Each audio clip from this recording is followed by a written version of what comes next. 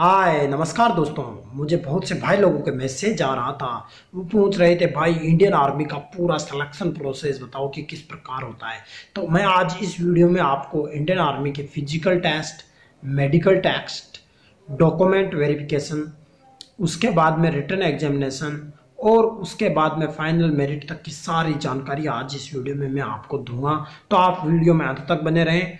दोस्तों सबसे पहले मैं आपको ये बताना चाहूँगा, सच्चा इंडियन आर्मी जवान वही है जो अपनी जान से ज़्यादा देश के लिए सोचे, देश की इज्जत के लिए सोचे। शायद यही कारण है दोस्तों कि हर भारतीय इंडियन आर्मी के जवानों का सम्मान करता है, चाहे वो भारतीय वायुसेना हो, भारतीय नेवी हो या इंडिया की कोई सी भी मिलिट्री और पैरामिलिट्री फोर्सेस हो। उनके जवानों का सम्मान हमको करना ही होगा दोस्तों, क्योंकि अपने देश के रियल हीरोज वही हैं। दोस्तों अब बात कर लेते हैं सिलेक्शन प्रोसेस की, तो आप वीडियो में अंत तक बने रहें। दोस्तों सबसे पहले मैं आपको बताऊंगा कि आप जब अपना ऑनलाइन फॉर्म भर दोगे, उसके बाद जब आप इंडियन आर्मी की दिल्ली भर्ती में भाग लेने जाओगे, दोस्तों 90% लड़के रनिंग में ही फेल हो जाते हैं और वहीं से बाहर होके निकल जाते हैं। दोस्तों मैं आपको बताना चाहूँगा कि आप 10-15 दिन की रनिंग करके इंडियन आर्मी में सेलेक्ट नहीं हो सकते दोस्त। आपको लगभग 1.5 से 2 महीना रेगुलर और टाइमिंग के साथ रनिंग करनी होगी। लगभग 2 या 3 महीने तो आपको रनिंग करनी होगी, तब जाके आप इंडियन आर्मी की रियली फाइट कर पाओगे दोस्तों। तो आप इसकी अधिक जानकारी के लिए आप हमारे चैनल के दूसरे वीडियो को देख सकते हो, वहाँ पे मैंने रनिंग के अनेक टिप्स बताई है दोस्तों। उसके बाद बात कर लेते हैं, आप जब रनिंग पास कर लोगे उसके बाद में आपके पुलअप्स होगा और आपके चेस्ट नापा जाएगा, उसके बाद में आपका वेट नापा जाएगा। आप इन सभी में पास हो जाओगे। उसके बाद सेकंड चरण आता है दोस्तों डॉक्यूमेंट वेरिफिकेशन का। तो दोस्तों आपके डॉक्यूमेंट वेरिफिकेशन वहाँ पे चेक किए जाएंगे, जिसमें आपकी 10th की मार्कशीट, जिसमें आपकी डेट ऑफ बर्थ लिखी होती है, उसके बाद आपकी 12th की मार्कशीट, उसके बाद आपका जाति प्रमाण पत्र, उसके बाद आपका मूल निवास प्रमाण पत्र, उसके बाद आपका करेक्टर सर्टिफिकेट जिसे बोलते हैं चरित्र प्रमाण पत्र, उसके बाद आपका एनसीसी का प्रमाण पत्र, उसके बाद आपका स्पोर्ट सर्टिफिकेट, उसके बाद अगर आपके पिताजी आर्मी में हैं तो आपका रिलेशन सर्टिफिकेट। दोस्तों ये 8 डॉक्यूमेंट्स आपसे चेक किए जाएंगे। तो आप इन सभी डॉक्यूमेंट्स को अपने साथ लेके जाएं दोस्तों, ताकि आपको कोई दिक्कत का सामना नहीं करना पड़े। दोस्तों जब आप डॉक्यूमेंट वेरिफिकेशन आपका सही से हो जाता है और आप इसको क्लियर कर जाते हो डॉक्यूमेंट वेरिफिकेशन को दोस्तों, उसके बाद आपको मेडिकल एग्जामिनेशन के लिए बुलाया जाता है। 2 या 3 दिन बाद, हो सकता है अगले दिन भी बुला लें। जब भी आपको बुलाया जाए तो आप मेडिकल एग्जामिनेशन में अच्छे से जाए दोस्तों। मैं आपको कुछ टेक्निकल टिप्स बता रहा हूँ दोस्तों। मेडिकल एग्जामिनेशन में जाने से पहले आप अपनी आँखों की सफाई करके जाएं दोस्तों, अच्छे से अपना मुंह धो के जाएं। अगर आप अच्छे से नींद नहीं लोगे तो आपकी आंखें लाल हो सकती है। आपका जब 6x6 का टेस्ट लिया जाएगा तो उसमें आपकी दिक्कत आ सकती है। इसीलिए मैं आपको बताना चाहूँगा दोस्तों कि आप अपने आँखों को अच्छे से धो के जाएँ। अगर आपकी आँखों में कोई प्रॉब्लम आ रही है तो आप डॉक्टर को बता दें दोस्तों, क्योंकि अगर आपका 6x6 का मेडिकल पास नहीं हुआ तो आपको वहीं से बाहर कर दिया जाएगा दोस्तों। फिर आपके रेफर आएगा मेडिकल में 6x6 का, जो टूटना बहुत भारी होता है दोस्तों।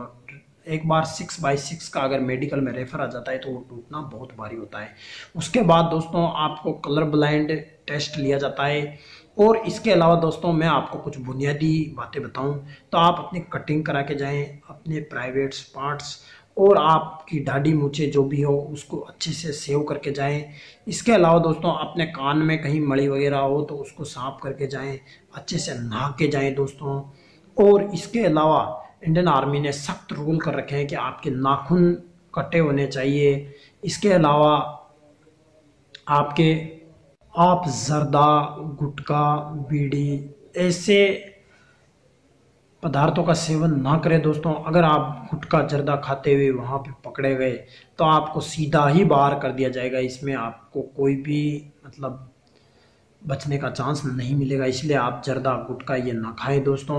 अच्छे से दांत मंजन करके जाएं तो आप अच्छे से मेडिकल दे पाओगे और आसानी से पास कर पाओगे। दोस्तों जब आप मेडिकल में पास हो जाओगे, मान लो अगर कोई भाई मेडिकल में रेफर आ गया है और पास नहीं हो पाया, तो दोस्तों उनको मैं इस वीडियो के माध्यम से यही कहना चाहूँगा, आप अपनी जो भी प्रॉब्लम हो, जैसे आपके दांतों की प्रॉब्लम हो तो डेंटिस्ट को बताएं, आपके आंखों की प्रॉब्लम हो तो आंखों के डॉक्टर को बताएं, कान के पर्दे में कोई प्रॉब्लम हो तो कान के पर्दे को डॉक्टर को बताएं। इसके अलावा दोस्तों अगर आपके हाथों में कुछ जैसे कुछ मस वगैरह बने हुए हो तो उनको सही करवा लें। दोस्तों अगर आपके कोई रेफर में ज़्यादा ही प्रॉब्लम हो तो आप डॉक्टर को, अपने पर्सनल डॉक्टर को बताएं दोस्तों, ताकि आपको वो अच्छे से आपका ट्रीटमेंट कर सके, आपका इलाज कर सके। दोस्तों फाइनली आप मेडिकल पास कर लेते हो, उसके बाद में अहम और मुख्य पड़ाव आता है, वो होता है रिटन एग्जामिनेशन। दोस्तों जो बंदे रिटन एग्जामिनेशन को क्लियर कर जाते हैं वो भारतीय सेना में ज्वाइन कर लेते हैं। लेकिन सबसे बड़ी समस्या ये आती है कि आप किस प्रकार से रिटन एग्जामिनेशन को फाइट करें। दोस्तों मैंने बहुत से भाई लोगों को देखा है, वो अच्छे से रनिंग कर जाते हैं, मेडिकल कर जाते हैं, लेकिन रिटन एग्जामिनेशन में फेल हो जाते हैं। तो दोस्तों आप ये गलती ना करें। इस रिटन एग्जामिनेशन की बात करूँ तो जीडी और ट्रेड्समैन में तीन प्रकार, एक पेपर में 3 प्रकार के क्वेश्चन आते हैं। दोस्तों मैथ्स के क्वेश्चन आते हैं 15 क्वेश्चन, जीके के आते हैं 15 से 20 क्वेश्चन, और इसके अलावा जनरल साइंस के आते हैं 15 से 20 क्वेश्चन। तो इन क्वेश्चनों को आप आसानी से क्लियर कर सकते हो। दोस्तों मैथ्स के लिए आप या तो कोचिंग ज्वाइन कर सकते हो, या इसके अलावा यूट्यूब में ही अच्छे मैथ्स की कोचिंग आपको मिल जाएगी ऑनलाइन, तो आप वहाँ पे मैथ्स को रेगुलर पढ़ें। दोस्तों मैथ्स से आप डरे नहीं। मैंने बहुत से भाई लोगों को देखा है कि वो मैथ्स की वजह से इंडियन आर्मी के पेपर में फेल हो जाते हैं। तो आप मैथ्स और साइंस से डरे नहीं। इसके अलावा दोस्तों आप सिक्स क्लास से लेके 10th क्लास के बीच में जो मैथ्स की किताबें हैं उनको अच्छे से पढ़ें। 6 क्लास से लेके 8 क्लास के बीच में जो सामाजिक विज्ञान की किताब है उसको अच्छे से पढ़ें, और 6 क्लास से लेके 10th क्लास तक जो साइंस की बुक है उसको अच्छे से पढ़ें। अगर आपने इन बुकों को अच्छे से पढ़ लिया दोस्तों तो आप आसानी से इंडियन आर्मी का रिटन एग्जामिनेशन क्लियर कर जाओगे। इसके अलावा दोस्तों अगर आप सोच रहे हो कि मैं केवल एक आध किताब पढ़ के ही इंडियन आर्मी का रिटन एग्जामिनेशन पास कर जाऊंगा, तो आप नहीं कर पाओगे दोस्तों। इसलिए आप रेगुलर प्रैक्टिस करो, रेगुलर उन सवालों की प्रैक्टिस करो जो आपको नहीं आते हैं। इसलिए आपको लगातार रिटन एग्जामिनेशन में मेहनत करनी होगी दोस्तों। बस इसमें रेगुलरिटी बनाओ आपकी। अगर मैथ्स कमज़ोर है तो मैथ्स को अच्छे से पढ़ो, सामान्य विज्ञान कमज़ोर है तो सामान्य विज्ञान को अच्छे से पढ़ो, और इसके अलावा जनरल साइंस अगर आपकी कमज़ोर है तो उसको अच्छे से पढ़ो।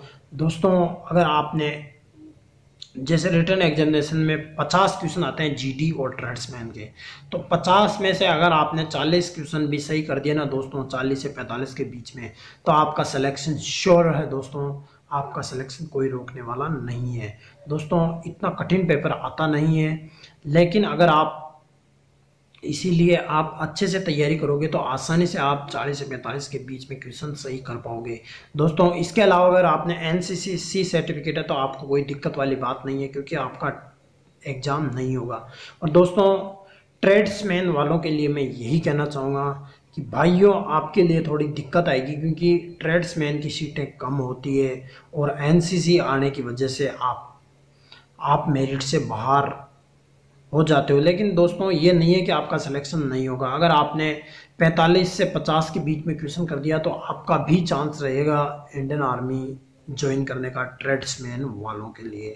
तो दोस्तों मुझे विश्वास है कि आपको ये जानकारी अच्छी लगी होगी और आपका सिलेक्शन आगे जाके ज़रूर होगा।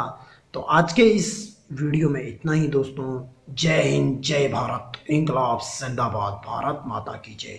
थैंक यू दोस्तों। इस वीडियो को अधिक से अधिक शेयर करें ताकि सभी भाइयों को इंडियन आर्मी के सिलेक्शन प्रोसेस की जानकारी मिल सके। और दोस्तों अभी तक आपने हमारे चैनल को सब्सक्राइब नहीं किया है तो सब्सक्राइब कर लें। थैंक यू दोस्तों, थैंक्स फॉर वॉचिंग। जय हिंद।